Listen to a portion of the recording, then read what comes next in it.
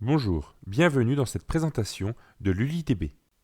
Cette vidéo est optimisée pour un affichage en Full HD en plein écran. Si vous utilisez une autre résolution, certains textes peuvent être illisibles. Dans cette vidéo, je vais vous montrer comment effectuer des traitements sur votre base de données sans risque et sans passer par du SQL en vous facilitant certaines tâches. Donc, on va commencer par utiliser l'outil. On va faire un clic droit. On va sur Set Value, Set Algo All Row. Là, on voit que on a, alors je supprime parce qu'il y avait déjà un algo avant qui avait été saisi, il garde le dernier algo. On voit sur la partie de gauche la liste des champs, donc qui vous permet de taper votre algo. Mais nous, on est un petit peu fainéant et puis on ne connaît pas trop le système, donc on va partir sur l'assistant. Donc l'assistant vous propose des algos totalement faits, très simples à utiliser. Par exemple, vous voulez mettre une colonne, la première lettre en majuscule, la suite en minuscule, ou alors tout mettre en minuscule, ou alors, par exemple, toutes les colonnes de type string de votre table, les mettre en minuscule. Voilà. Là, vous faites juste ça, vous sélectionnez un double clic, ça s'affiche, vous pouvez contrôler l'algo, vous validez, et là, vous avez juste à faire play. Voilà. On voit que l'algo est en train de tourner, ça va lui prendre un petit peu de temps, il y a quand même 2000 lignes. Voilà, il a fini le traitement. Donc à partir de là, on voit que dans notre grille, toutes les valeurs qui sont en rouge, c'est les valeurs qui ont été modifiées. On voit que le traitement a correctement été effectué. Il a mis en minuscule tout ce qui était de type chaîne. Et là, comparé au SQL, il y a une petite facilité, c'est que si vous vous rendez compte que l'algo n'a pas fait ce que vous demandiez, vous pouvez annuler. Et là, on va voir que hop, tout redevient en majuscule. On lui a demandé de mettre toutes les chaînes en minuscules. On considère que ce n'était pas le bon algo, on peut annuler. Aucun traitement n'a été fait en base. Tout a été fait dans la grille. Et si vous voulez enregistrer les résultats de la grille en base, alors vous faites juste un update to database. Donc maintenant, on va voir un petit peu les différents algos qui sont proposés. Alors, le dernier algo qui est proposé, on peut le retirer. Là, on repart avec l'assistant. Et il y a des algorithmes qui sont assez pénibles à faire. Par exemple, un split en SQL.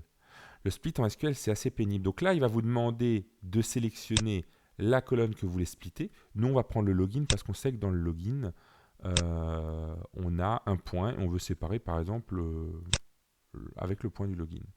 Ensuite, on veut mettre ça, on va prendre, ben, voilà, on va prendre adresse et ville pour le mettre dedans. Hein. Voilà, on va prendre adresse, on va prendre ville pour mettre notre login qui aura été splitté. Voilà. On voit que l'algo est automatiquement modifié. C'est un peu le principe des snippets dans Visual Studio. Il y a plein de produits qui fonctionnent sur ce principe-là.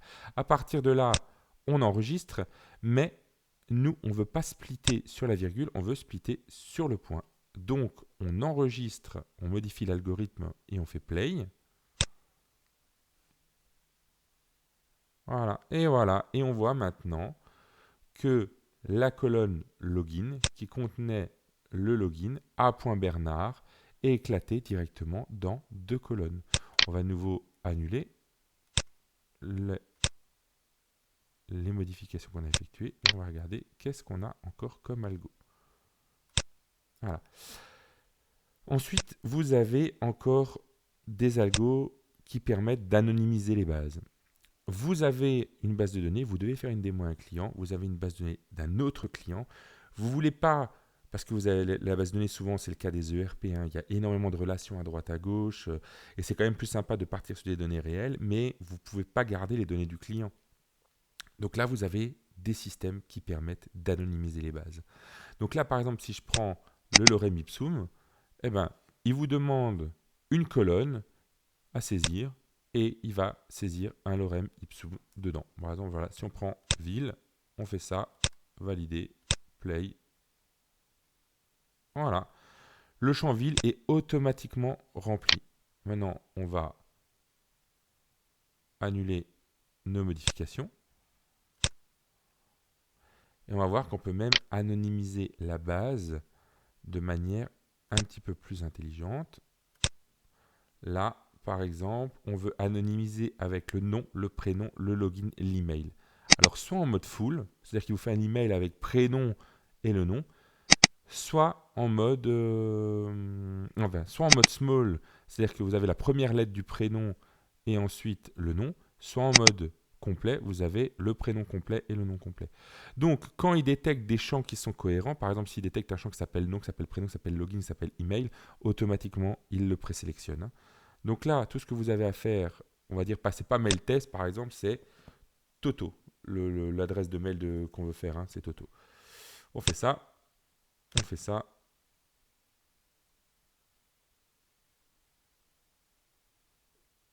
Et voilà, on voit que l'email a été. Alors là, le nom et le prénom, il reprend le même parce qu'en fin de compte, j'ai déjà anonymisé la base et ça le garde dans le même ordre, hein. Mais là, on voit qu'il a fait la partie email et qu'il a recréé l'email en mettant Toto. Alors, cette petite astuce-là permet surtout si vous devez faire une démo à un client, par exemple, qui s'appelle vente de chaussures, par exemple, et ben vous pouvez l'anonymiser en mettant @ventedechaussures.com. Donc, vous pouvez faire une démo un petit peu plus sympa qui correspond un peu plus au client, où le client va beaucoup mieux s'identifier à votre produit. Voilà.